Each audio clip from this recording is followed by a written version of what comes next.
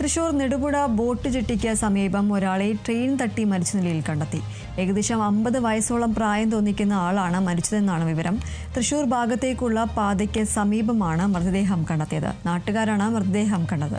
തുടർന്ന് പോലീസിനെ വിവരം അറിയിക്കുകയായിരുന്നു. സംഭവത്തിൽ നെടുപുഴ പോലീസ് അന്വേഷണം ആരംഭിച്ചു.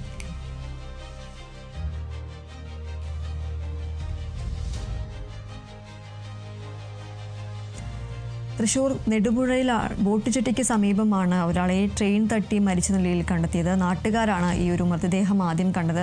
തുടർന്ന് പോലീസിനെ വിവരം അറിയിക്കുകയായിരുന്നു. ഏകദേശം 50 വയസ്സോളം പ്രായം തോന്നിക്കുന്ന ആളാണ് മരിച്ചത് എന്നതാണ് വിവരം. തൃശൂർ ഭാഗത്തേക്കുള്ള പാതയ്ക്ക് സമീപമായാണ് ഈ ഒരു മൃതദേഹം കണ്ടെത്തിയത്.